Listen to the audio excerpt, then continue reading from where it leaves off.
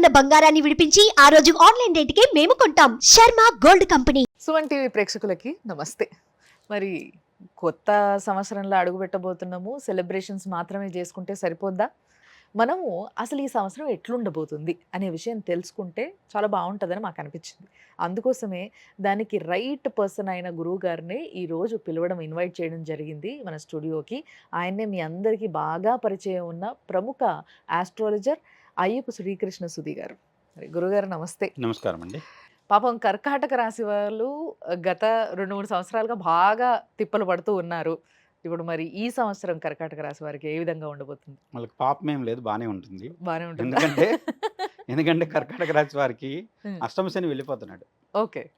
శని నుంచి ఉండేటువంటి పీడ, ఆలస్యం లేదంటే కొంత అనారోగ్యం. హ్మ్. ఈ 2.5 సంవత్సరాలు కొన్ని రకాలుగా ఏంటంటే వీళ్ళని పట్టి పిండి అవును. పిలిచేసింది అనొచ్చు. అలాంటి స్థితిలో కర్కాటక రాశి శని వల్ల ఉన్నది. హ్మ్. ఇప్పుడు ఆ శని వీళ్ళకి అనుకూలంగా మారుతున్నాడు. ఓకే. అలానే గురుడు జూన్ వరకు ఉండేది లాభస్థానంలో ఉంటాడు. ఆహా! తర్వాత వచ్చేసి రాహుకేతువులు కూడా భాగ్యరాహువు మీకు అష్టమంలోకి రావటం చేత కొంత కర్కటక రాశికి బాగా మెరుగైన పరిస్థితులు. ఓకే. ముఖ్యంగా వచ్చేసి ఈ కర్కటక రాశి వాళ్ళకు విషయాలకు వస్తే దీర్ఘకాలికమైనటువంటి సమస్యల నుంచి విముక్తి, పరిష్కారం లభిస్తాయి. హ్మ్. తర్వాత ఎంతో కాలం నుంచి వస్తాయి అనుకున్నటువంటి నిధులు కానివ్వండి, అదేవిధంగా వచ్చేసి రావాల్సినటువంటి ధనం కానీ చేతికి అందేటువంటి అవకాశం ఉంది. ఓకే. కొన్ని సందర్భాల్లో ఇది ప్రోత్సహించినట్లుగా అనుకోవద్దు, హ్మ్. ఆకస్మిక ధనలాభం కూడా కలగటానికి ఆస్కారం ఉంది. ఓహో! గురుడు లాభస్థానంలో ఉన్నాడు. అలానే రాహుకేతువులు కానీ, అదేవిధంగా శని యొక్క సంచారం కానీ పూర్తి అనుకూలంగా మారుతున్న కారణం చేత ఇప్పటివరకు మీలో కనపడినటువంటి ఒక విశిష్టమైన కోణం ఆవిష్కృతమవుతుంది. ఓకే. అది మిమ్మల్ని సమాజానికి కొత్త వ్యక్తిగా పరిచయం చేస్తుంది. హ్మ్. తద్వారా సమాజంలో మీకు గుర్తింపు, పురోగమనము, మంచి ఉన్నతి లభిస్తాయి. గురుగారు మీరేమనుకోకపోతే ఒక ప్రశ్న అడుగుతా గురువుగారు. నాకెందుకో ఒకటి అనిపించింది ఏంటి అంటే, నాకు తెలిసిన వారే ఉన్నారు. ఇప్పుడు మీరు అన్నారు గదా! ఎవరికైతే ఎప్పటినుంచో రావాలనుకుంటున్న నిధులు ఏవైతే ఉన్నాయో ఆగిపోతూ ఉన్నాయి. ఇది నిజంగానే నాకు తెలిసిన కొంతమంది కర్కాటక రాశి వారికి జరుగుతుంది. కానీ వీళ్ళ అదృష్టమో, దురదృష్టమో అవి రావడము ఒకేసారి కలిసొచ్చినప్పటికీ వీళ్ళకి ఇచ్చేవాళ్ళు ఎవరైతే ఉన్నారో వాళ్ళ రాశి కరెక్ట్‌గా లేకపోతే అంటే వాళ్ళ టైము బాలేకపోతే, వాళ్ళు ఇయ్యలేకపోతే వీళ్ళకి వాళ్ళ నుంచి రావు గదా గురుగారు! అప్పుడు ఎట్లా మరి వీళ్ళ వీళ్ళకి పరిస్థితి? ఇవ్వడం కోసమే వాళ్ళకి వస్తాయి. అంతే అంటారా? వాళ్ళ దగ్గర నిలబడేటట్టయితే వాళ్ళకి యోగం ఉంటుంది. ఓహ్! వీళ్ళకి ఇవ్వడం కోసమైతే వాళ్ళ యోగంతో అంటే సంబంధం అక్కడ ఏముంది? ఇట్లా వచ్చి ఇట్లా ఎళ్ళిపోతాయి అంటారు. అంతే, అలా అయినా జరిగానే వీళ్ళకి రావాలి.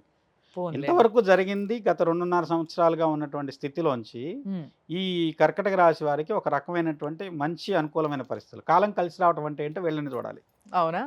సో కాలం చ కలిసొస్తే ఆ! ఇప్పుడు వాళ్ళ ప్రయత్నం చేస్తున్నారు. ఒక సంవత్సరం ప్రయత్నం చేశారు.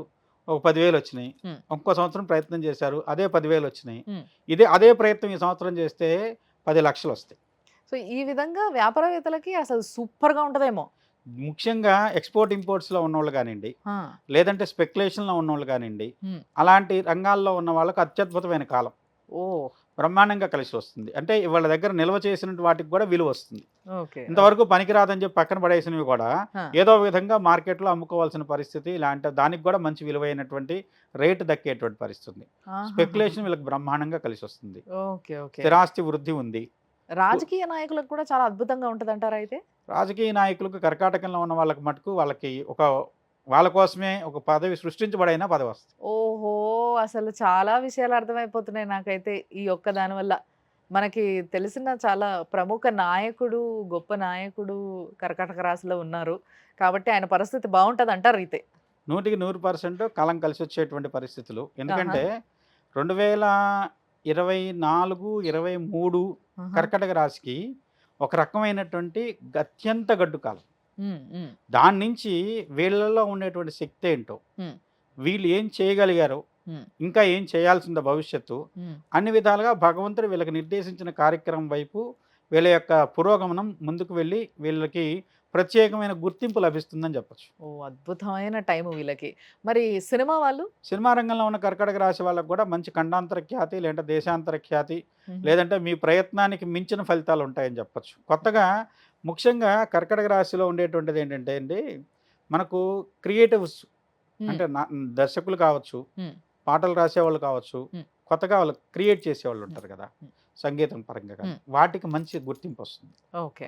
సినిమా రంగానికి ప్రత్యేకంగా వచ్చేసి తులారాశిని ప్రాధాన్యంగా తీసుకుంటాం. హ్మ్. కానీ చంద్రుడు శుక్రుడు ఇద్దరు కలిస్తే ఇచ్చే యోగం హ్మ్. ఒక్కొక్క జీవితాల్లోనూ ఒక అత్యద్భుతమైన మలుపుల్లోకి వచ్చినాయి ఆ యోగాలు. ఓ ఇప్పుడు కొంతమంది పెద్ద వ్యక్తులు ఉన్నారు, వాళ్ళకి ఆ సినిమా తర్వాతే వాళ్ళ లైఫ్ అద్భుతంగా ఉంటుంది. అవును అవును అంతకుముందు వాళ్ళకు మామూలు నటులే. అవును కానీ ఆ ఒక్క అది చాలామంది జాతకాల్లో శుక్రుడిలో చంద్రుడు కానీ చంద్రుడిలో శుక్రుడిలో కాలంలో కానీ పడినవి. ఆ, ఆ రెండు గ్రహాలు కలిసి యోగం చేస్తే ఆ యోగం వాళ్ళకి అదే ఒక రకమైన కొత్త ఐడెంటిటీ ఇస్తుంది. అవును అవును అలాంటి యోగం ఉండేటువంటి పరిస్థితుల్లో కర్కాటక రాశి ఈ సంవత్సరం ఉంటుంది. అద్భుతం. ఒకవేళ సినిమా వాళ్ళు ఎవరైనా గానీ, అది పాటలు రాసేవాళ్ళు గావచ్చు, సినిమాలు చేసేవాళ్ళు గావచ్చు, నటించేవాళ్ళు గావచ్చు, ఎవ్వరైనా గానీ ఒకవేళ నేషనల్ అవార్డ్‌కి ఎయిమ్ చేస్తున్నట్టయితే ఈ సంవత్సరం అలాంటి గొప్ప పనులు చేసేయొచ్చన్నట్టు.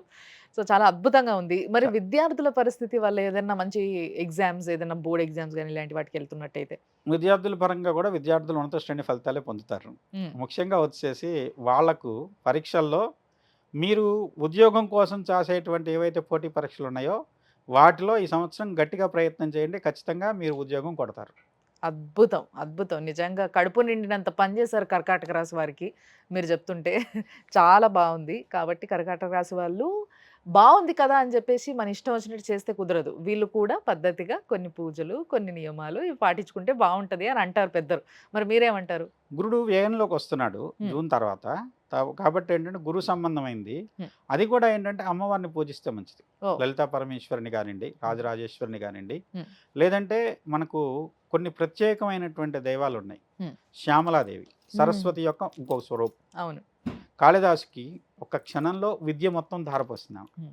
అలాంటి ఉన్నతమైనటువంటి యోగాన్ని పొందడం కోసం దైవారాధన, శ్యామల ఆరాధన.